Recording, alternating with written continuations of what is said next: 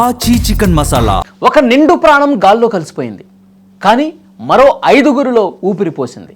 విధి ఆడిన వింత నాటకంలో ఒక ఇంజనీరింగ్ విద్యార్థి తనువు చాలించిన అతని గుండె చప్పుడు మాత్రం ఆగిపోలా. మరణంలోనూ వెలుగులు పంచుతూ త్యాగానికి నిలువెత్తు రూపంగా నిలిచాడు మధిర యువకుడు విజయ్ కుమార్. కన్న కొడుకు ఇక రాడన్న నిజాన్ని జీర్ణించుకోలేకపోయినా మరో 5గురి కళ్ళల్లో తమ బిడ్డను చూసుకునేందుకు ఆ తల్లిదండ్రులు తీసుకున్న నిర్ణయం ఇప్పుడు అందరినీ కన్నీళ్లు పెట్టిస్తోంది. చావును కూడా ఓడించి మరణం తర్వాత కూడా జీవించడం అంటే ఏమిటో విజయ్ తన త్యాగంతో చాటి చెప్పాడు.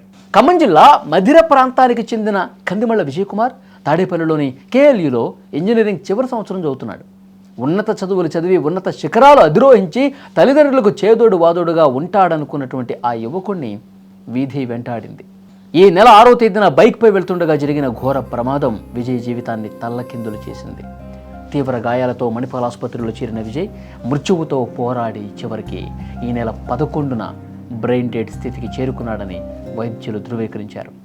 ఆ నిమిషంలో కన్నవారి గుండె ఒక్కసారిగా ఆగినంత పనైంది.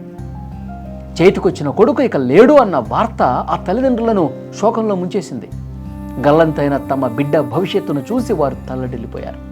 కానీ ఆ పుట్టెడు దుఃఖంలోనూ విజయ్ తండ్రి సైదేశ్వరరావు ఒక గొప్ప ఆలోచన చేశారు. తన బిడ్డ మరణించినా మరికొందరిలో జీవించాలని, తన కొడుకు గుండె ఇంకొకరిలో కొట్టుకోవాలని ఆకాంక్షిస్తూ అవయవ దానానికి మొగ్గు చూపారు. ఏపీ జీవన్దాన్ ట్రస్ట్ సమన్వయంతో తమ కొడుకు అవయవాలను దానం చేసేందుకు పెద్ద మనసుతో వారు తీసుకున్న నిర్ణయం అందరికీ ఆదర్శంగా నిలిచింది. విజయ్ త్యాగం వృధా కాకూడదని వైద్య బృందం యుద్ధ ప్రాతిపదికన రంగంలోకి దిగింది.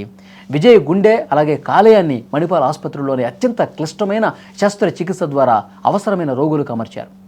ఇక ఊపిరితిత్తులను గ్రీన్ ఛానల్ ద్వారా ట్రాఫిక్ను నియంత్రించి హైదరాబాద్లోని కిమ్స్ ఆసుపత్రికి, కిడ్నీలను గుంటూరు విధాత హాస్పిటల్కి తరలించారు. విజయ్ కళ్లను విజయవాడలోని LV ప్రసాద్ కంటి ఆసుపత్రికి పంపించి 5గురికి నేరుగా ప్రాణదానాన్ని, ఇంకొందరికి వెలుగును ప్రసాదించారు. నిమిషాల వ్యవధిలో జరిగిన ఈ ప్రక్రియ ఒక మహాయజ్ఞాన్ని తలపించింది.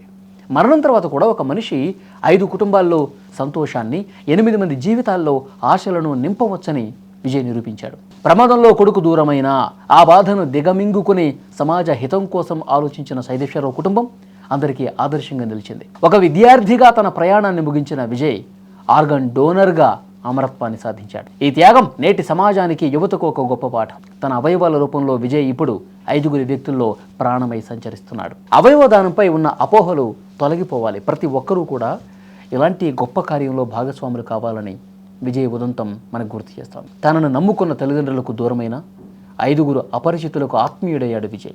ఆయన ఆత్మకు శాంతి చేకూరాలని కోరుకుందాం. సమాజం ఉన్నంత వరకు ఈ త్యాగం గుర్తుండిపోతుంది.